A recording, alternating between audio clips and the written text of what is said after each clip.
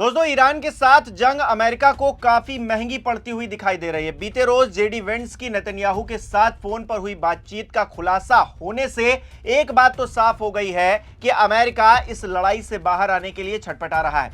वजह इस बीच युद्ध के मैदान से आती खबरें भी हैं। ईरान की तरफ से दावा किया गया है कि दुबई में 2 गुप्त ठिकानों पर छिपे 500 अमेरिकी सैनिकों को उसने हताहत कर दिया है। ईरान की सरकारी फर्म न्यूज एजेंसी के हवाले से हजरत खातम अल अनबिया केंद्रीय मुख्यालय के प्रवक्ता ने यह दावा किया है, जिसमें बताया गया है कि पहले ठिकाने पर लगभग 400 और दूसरे पर करीब 100 अमेरिकी सैनिक मौजूद थे। ईरान का कहना है कि अमेरिकी अड्डों को निशाना बनाए जाने के बाद इन सैनिकों को गुप्त ठिकानों पर भेज दिया गया था। हमले से एक दिन पहले आईआरजीसी ने चेतावनी दी थी कि उसने इन ठिकानों की पहचान कर ली है और लोगों से वहां से हट जाने को कहा था। हालांकि अमेरिकी सेंट्रल कमांड ने इन दावों को खारिज करते हुए कहा कि सभी सैनिक सुरक्षित हैं। लेकिन ट्रंप के लिए उन्हीं के देश में रहना अब मुश्किल सा होता जा रहा है। अमेरिका के सभी 50 राज्यों में ट्रंप के खिलाफ जोरदार प्रदर्शन हो रहा है। दरअसल अमेरिका में शनिवार को नो किंग्स रैलियों में लाखों लोगों ने ईरान युद्ध और डोनाल्ड ट्रंप की नीतियों के खिलाफ विरोध प्रदर्शन किया। खासतौर से अमेरिका के मिनीसोटा में लगभग 2 लाख लोग सड़कों पर उतरे और ट्रंप के सख्त इमिग्रेशन नियमों और ईरान पर हमले के खिलाफ अपना ऐतराज जताया। पूरे अमेरिका में 3000 से ज्यादा कार्यक्रम आयोजित किए गए। इस दौरान सीनेटर क्रिस्टिन गिलीब्रैंड ने कहा कि हमारे राष्ट्रपति को किराने के सामान की कीमतें कम करने, स्वास्थ्य सेवा को किफायती बनाने और ये सुनिश्चित करने पर ध्यान देना चाहिए, न कि अपनी स्थिति का इस्तेमाल अपने निजी ब्रांड को चमकाने के लिए करना चाहिए।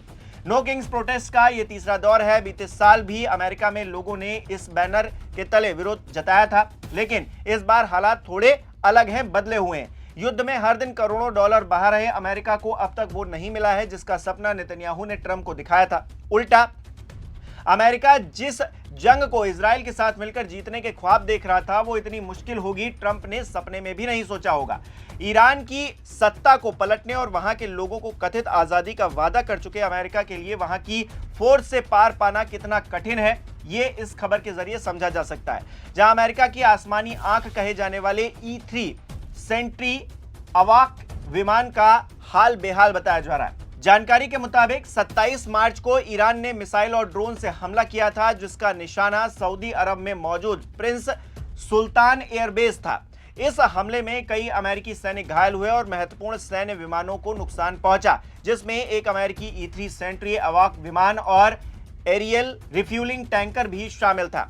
दूसरी तरफ ईरान रेवोल्यूशनरी गार्ड्स कॉर्प्स ने कहा है कि उन्होंने अमेरिका के एक F-16 फाइटर जेट को मार गिराया है। इससे पहले भी ईरान ने दावा किया था कि उसने F-35 और F-15 फाइटर जेट्स को टारगेट किया है। F-18 को लेकर भी दावे किए जा रहे हैं। इस बार के ईरानी दावों की माने तो दक्षिणी ईरान के आसमान में एक अमेरिका का F-16 लड़ाकू विमान मार गिराया गया है। विमान को फार्स प्रांत के दक्षिणी हिस्से में निशाना बनाया गया। ईरान के मुताबिक जिन विमानों को निशाना बनाया गया उसमें F-16, F-15, F-35 स्टेल्थ लड़ाकू विमान और हवाई ईंधन भरने वाले विमान शामिल हैं। हालांकि अभी तक इसकी स्पष्ट तौर पर पुष्टि नहीं हुई है। दोस्तों, आज सत्ता की आंखों में आंखें डालकर पत्रकारिता करना मुश्किल हो गया है। हमारे 4 PM नेशनल यूट्यूब और फेसबुक चैनल को, जिसे आपका प्यार और विश्वास हमेशा से मिलता रहा है, उसे बंद करके सरकार ने साबित कर दिया है कि वो आपके सवालों से कितना डरती है। मुश्किल दौर है, लेकिन हम न रुके थे और न ही रुकेंगे। हम सच के लिए हमेशा लड़ते रहेंगे। ऐसे में 4 PM यूपी को ज्यादा से ज्यादा ज्वाइन करें और स्वतंत्र पत्रकारिता को जिंदा रखने के लिए जितना हो सके उतना हमारा आर्थिक सहयोग करें। आपके सहयोग से ये जंग हम जीत कर रहेंगे।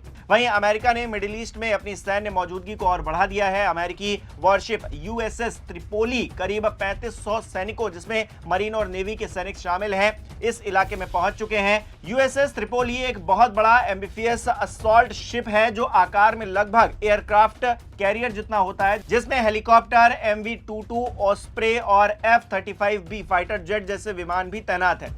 इस बीच एक अमेरिकी aircraft carrier USS George H.W. Bush भी अमेरिका से रवाना होकर मिडिल ईस्ट की ओर बढ़ रहा है। फिलहाल यहां 2 अमेरिकी aircraft carrier USS Abraham Lincoln और USS जेराल्ड आर फोर्ड मौजूद हैं। कुल मिलाकर हालात काफी गंभीर बने हुए हैं। मिडिल ईस्ट में अमेरिका में भी हालात अब बदलते हुए दिखाई दे रहे हैं। जिस तरह से विरोध प्रदर्शन हो रहा है, जंग में किसी का कोई भी भला नहीं होता है, नुकसान किसी ना किसी का होता ही है।